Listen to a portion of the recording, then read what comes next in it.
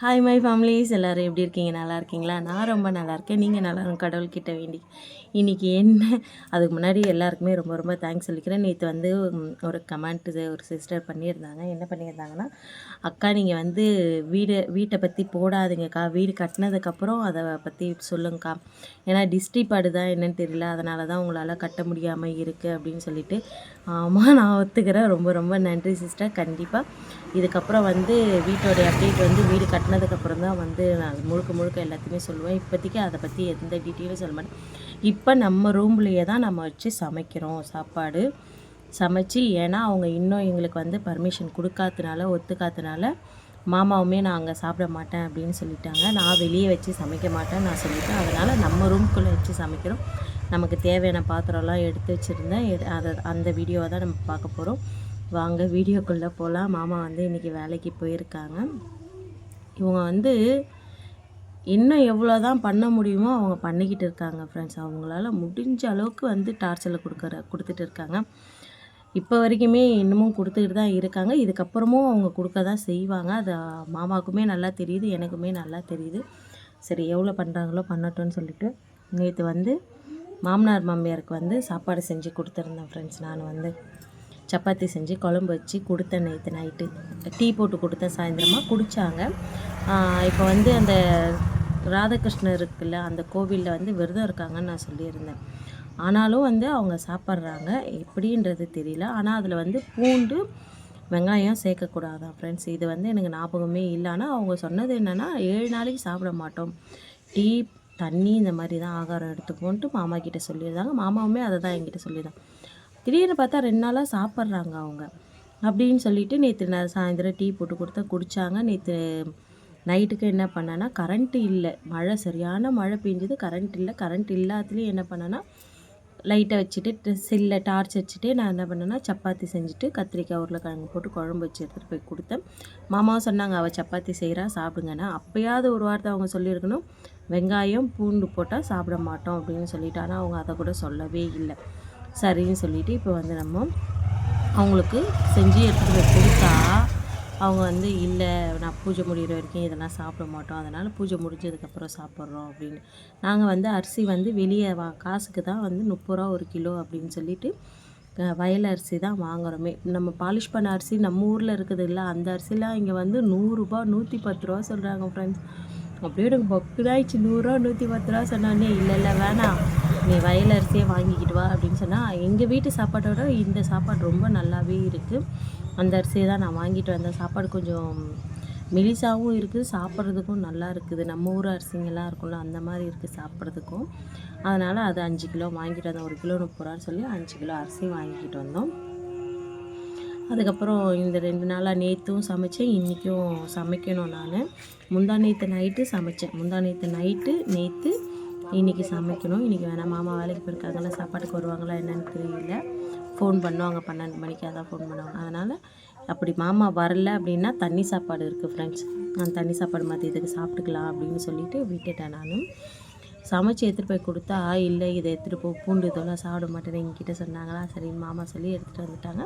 Night 5 சப்பாத்தியை மாமா சாப்பிட்டாங்க. கோயிலேருந்து பிரசாதம் வாங்கிட்டு வந்து கொடுத்துருந்தாங்க, அதுதான் நான் வந்து சாப்பிட்டேன். அரியும் வரும்போதே வாங்கிக்கிட்டு வந்தேன். டியூஷன் போயிட்டு வரும்போதே அந்த சின்ன தொன்னை மாதிரி இருக்கும்ல, அதில் வாங்கிக்கிட்டு வந்தான். தொன்னைனா இங்கே வந்து அந்த ஒயிட் கலரில் இருக்கும்ல பெருசாக, அதில் வாங்கிட்டு வந்தான். அவன் சாப்பிட்டு நைட்டு படுத்தாச்சு.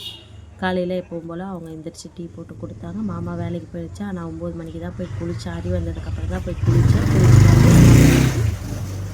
சாப்பிட்டு குடிச்சிட்டு பாத்திரத்தெல்லாம் கழுவி வச்சுட்டு வந்து உட்காந்துட்டேன். நான் அவங்க வந்து எங்கள் வீட்டுக்கு ஆளுங்க வராங்க போகிறாங்க இல்லைங்க, நான் வந்து தனியாக சமைக்கிறது வந்து யாருக்கும் தெரியக்கூடாது அப்படின்னு வச்சுருக்கேங்க.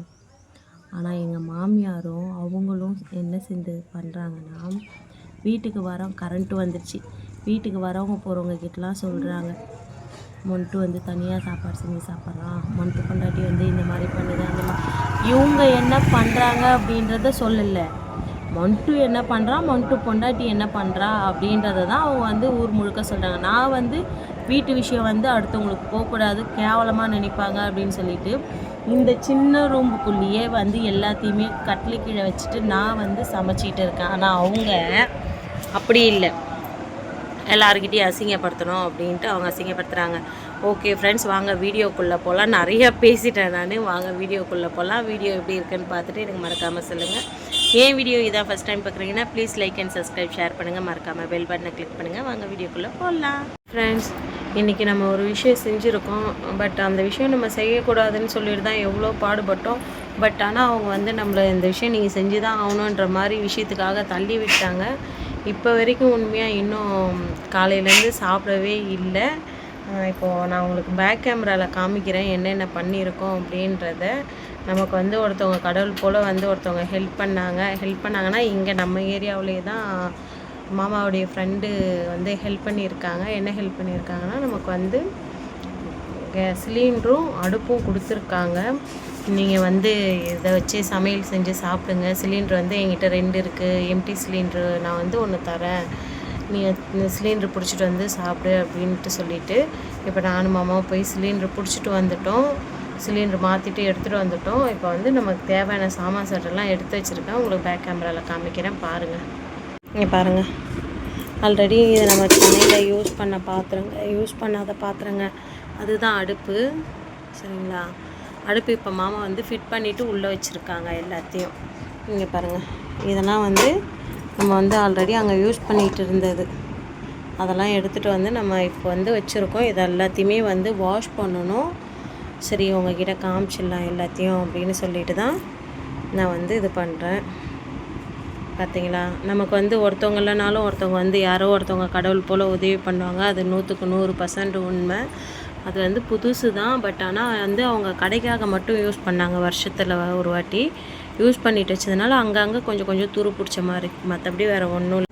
இங்கே பாருங்கள் ஃப்ரெண்ட்ஸ், இவ்வளோ பாத்திரம் தான் நமக்கு தேவையானது. இது வந்து மசாலாங்க எல்லா டப்பாவும் போட்டு வைக்கிறதுக்காக டப்பாங்க எடுத்து வச்சுருக்கேன்.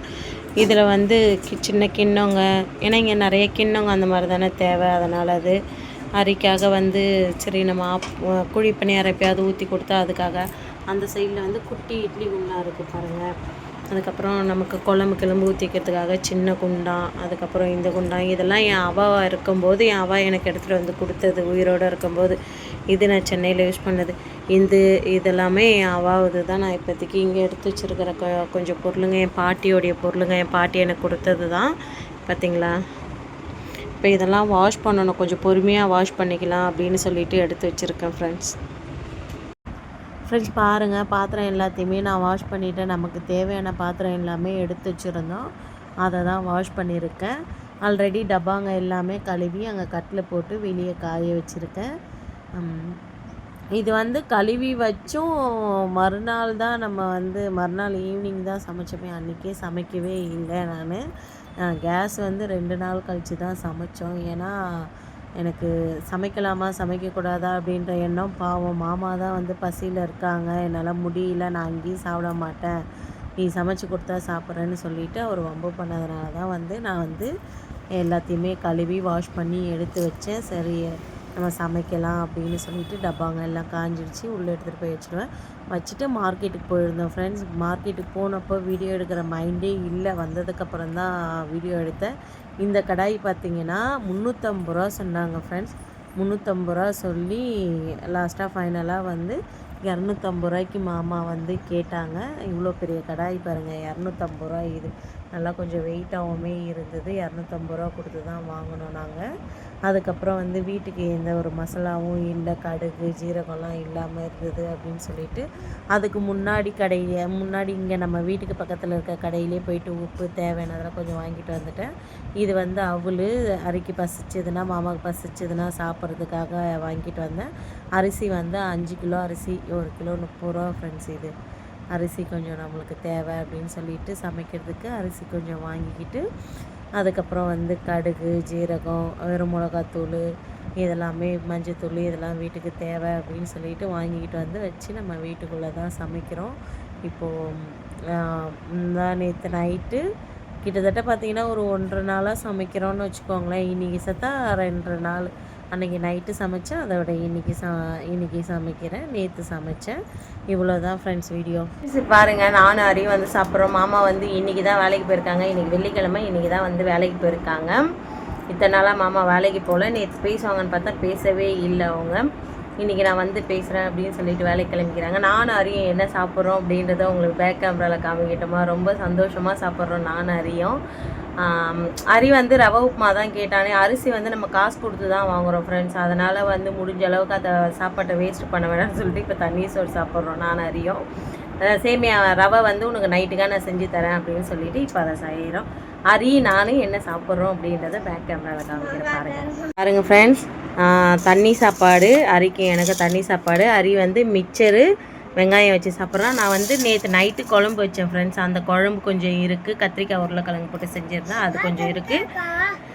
அதுக்கப்புறம் வந்து பார்த்திங்கன்னா வெங்காயம் பச்சை மிளகாய் எடுத்து வச்சுருக்கேன் நான் சாப்பிட்றதுக்கு. வாங்க எங்கள் கூட சேர்ந்து நீங்கள் சாப்பிட்லாம். எப்படி இருக்குது சாமி? நல்லா இருக்கா? இப்போ தான் அரி டியூஷன் போயிட்டு வந்தான் ஃப்ரெண்ட்ஸ். இப்போ வந்து பார்த்திங்கன்னா கரெக்டாக மணி 9:30. அது தோல் இல்லை, வெங்காயம் தான் அது. சரி, ஓகே ஃப்ரெண்ட்ஸ், நாங்கள் சாப்பிட்றோம். பாய்.